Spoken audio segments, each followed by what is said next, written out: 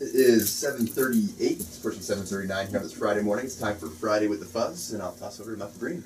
Thank you, Derek. We've got in the studio with us today Deputy Chief Bill Wolf. Welcome, Bill. Good morning. We also have several guests, and I forgot to get the other officer's name here, but we have Lieutenant Rick Ciganek and Chad Schuttrow. Is that correct? That's correct. Yep.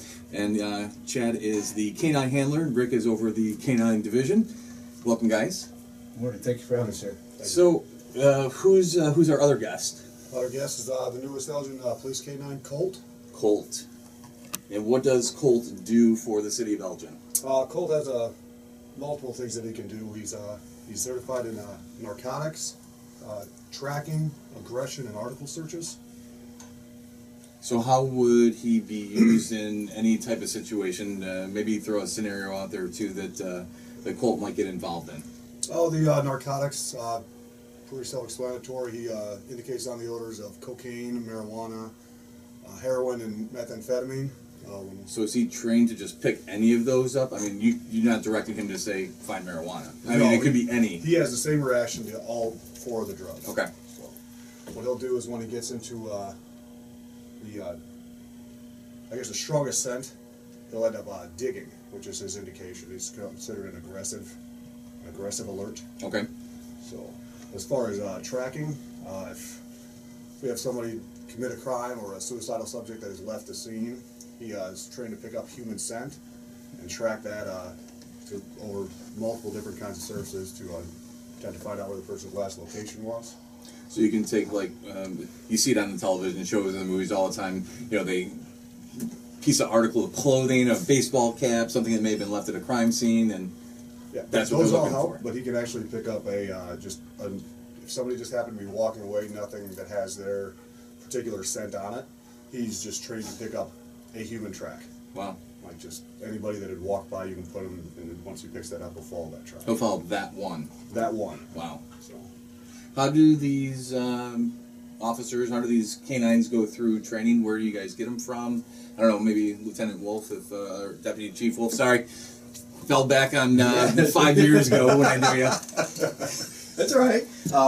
You know, one of the things with the K-9 program, it's not something that we take lightly, because it's a very expensive thing, and so we always kind of do a cost benefit analysis. Anytime that we put a dog in, and recently we've kind of reevaluated what we want to do with the dogs and everything to make sure we're getting the most out of the dogs, because the initially there's an expense for buying the dog, and then basically Chad is basically out of service the entire time. For example, when he was training with Colt, so there was that training lasted approximately about 8 weeks. So we basically are 8 weeks without an officer, and then 8 weeks that the dog is going through the training. And so during that training, there's also the expense of actually paying for the dog to go to the training, and then in addition to that, Chad and Colt every week do training on top of just to keep fresh and everything forever. Basically, as long as the dog is in service, he's training with the dog every single week, and and so it's not a inexpensive program. But do you have a ballpark number on an expense for having a canine unit?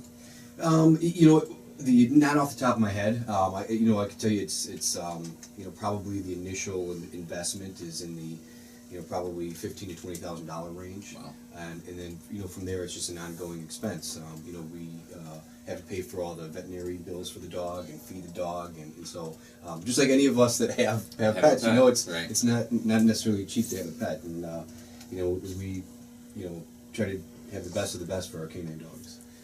Lieutenant Rick Ciganek, can you maybe tell us a little bit about the other dogs you might have? I know there's one other dog at least, right? Sure. Currently, we have 2 dogs. Throughout the past 10 years, we've had 3 patrol dogs.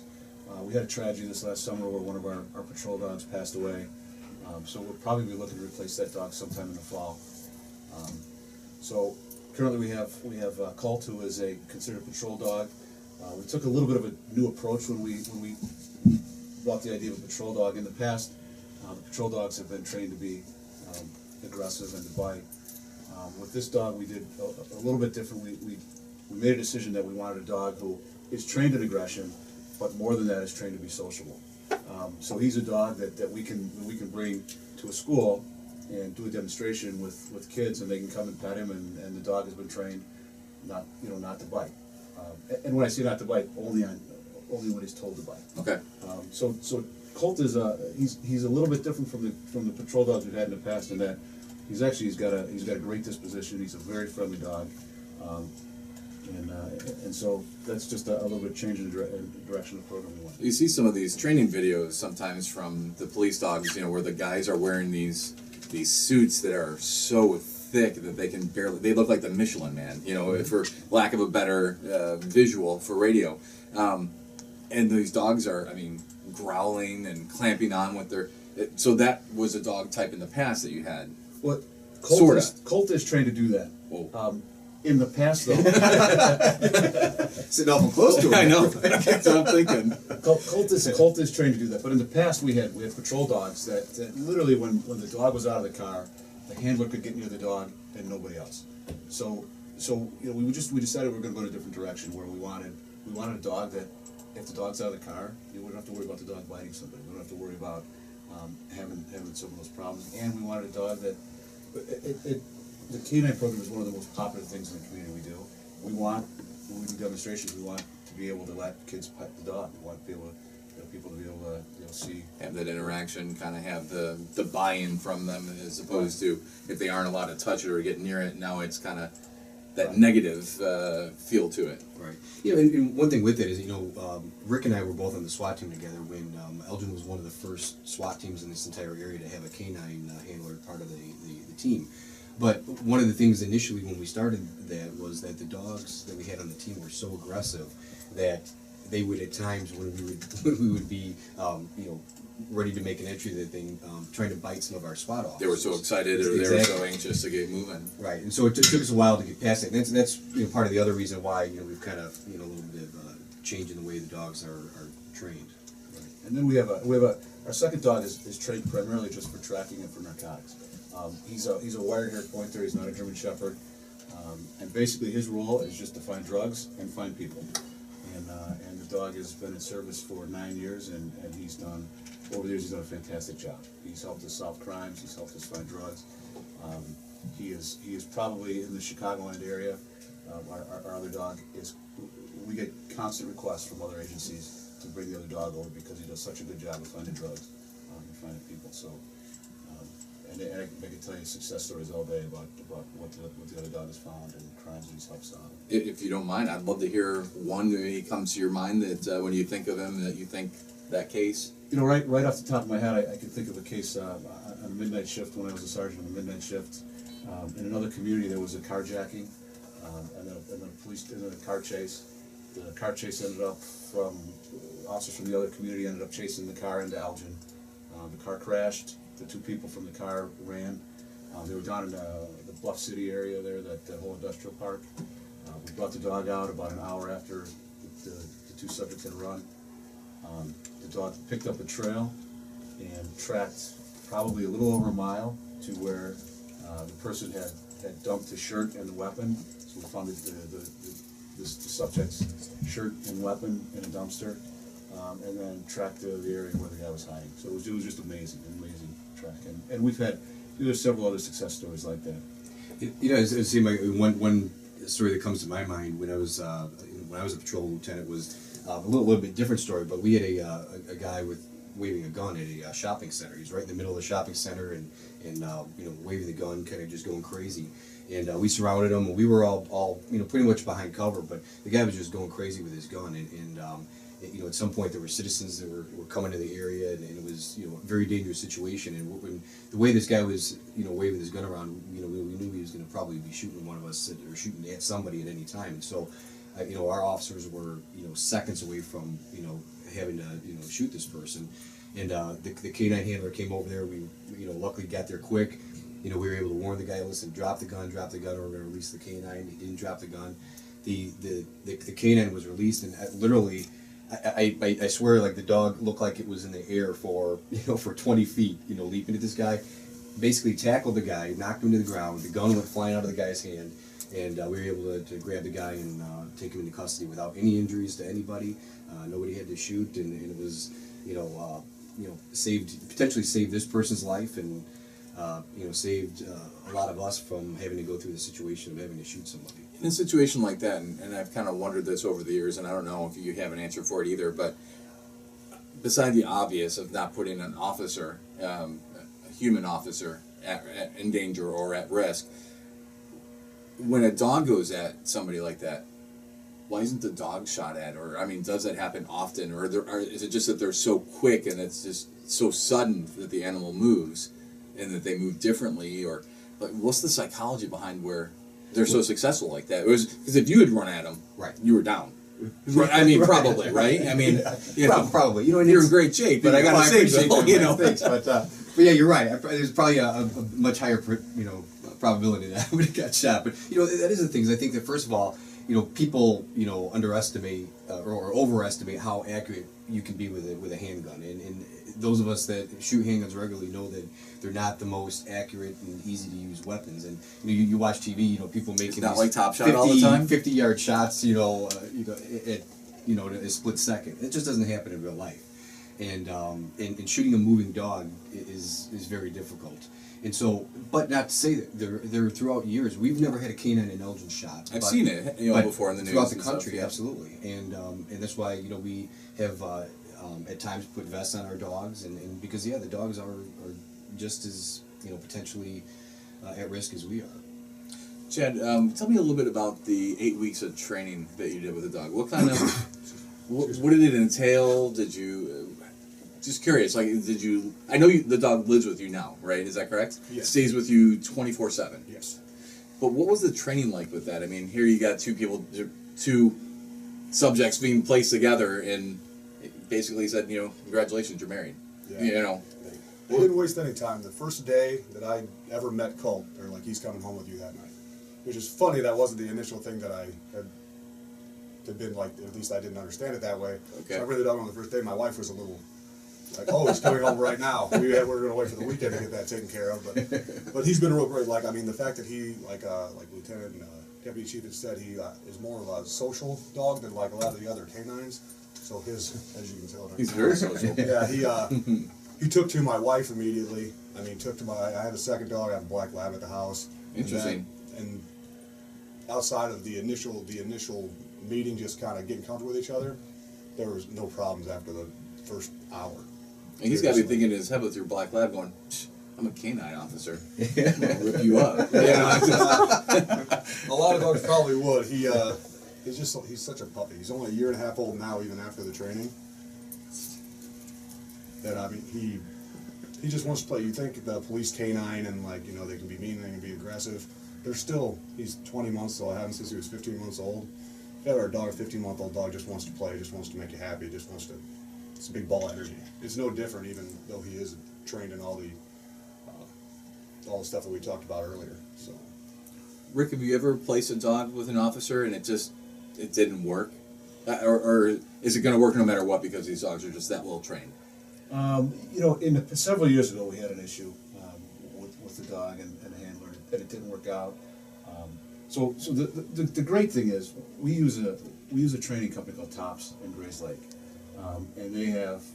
It's right near my parents' house. I know exactly where it is. Right, we're off 120 there. And the person who runs that, Alex Rothacker, is considered one of the best trainers in the country. He's got an outstanding reputation and great work. So in this case, where if a dog doesn't work, we will return the dog to Tops Kennel, and Tops Kennel will retrain a new dog. They'll give us a trade on the dog. So it's not like if a dog doesn't work, we don't have to go buy another dog. We give the dog back to the kennel. The kennel will replace the dog, and then but the officer will have to go through training again. So in our past, that's happened a couple times.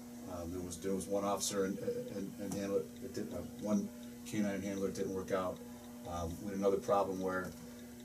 When we got the dog back, we found out the dog we got the dog back the week of the 4th of July out of training, and it turned out the dog was scared of fireworks, which is a problem because the dog's scared the sound of gunshot. So essentially what we do, unfortunately, we have to send our handler through training again, but if it doesn't work, we find a way and we'll replace the dog. The dog's constantly being evaluated. There's as the deputy chief said, there's weekly training, there's annual certifications the dog has to go through. The dog's constantly being trained and constantly being evaluated. So you know, we're always checking to make sure that the dog is doing what the dog's supposed to do. If there's problems, we correct it. Sorry to interrupt you, Chad, as well. I'm so curious. So, what more kind of like once in that training with Colt, what kind of stuff did you go through? Was it on-site training for 8 weeks? I mean, did you go home every night? And how did that all work out? And what kind of things did you train on? It was on-site training. I went home every night, even though sometimes it was not for very long. There was a lot of things where, I mean, every dog had certain things that they were picked up right away, other things that like it took them a little while. So when we started, before we even get the dogs, they do 12 weeks of basically basic obedience. The staff there trains with Colt, basic obedience, to where they have a handler working with them, and just for the basic heel, sit, down, just so he has that in his head. They also familiarize him with the narcotics. They don't necessarily like show him everything, doing how to get to it, but he knows how to react to narcotics once he gets to it, prior to me getting the dog. So once we get them, I mean, it starts right away. Day one, we're putting them on narcotics, like easy finds, and they just work up in difficulty level. So tracks, I mean, going from 50 feet to a half a mile by the end of the track. So like Lieutenant 20 was months saying, old. yeah, like Lieutenant, exactly. Like Lieutenant was saying, they're constantly being evaluated. Alex Rothker, the head trainer there, puts the dogs through just scenarios that aren't even realistic, just to see what the dog can do. I mean, I've had him take bites where I'm holding him in the air, just to see what the dog will react to being off the ground, having not even having his feet on the ground. Yeah. He's been on top of cars. I mean, they put him in the most ridiculous situations because that will help him in a realistic situation. Will just be walk in the park for him. And you'll know how he'll respond as well, more importantly, right? Exactly. So you'll know what to do.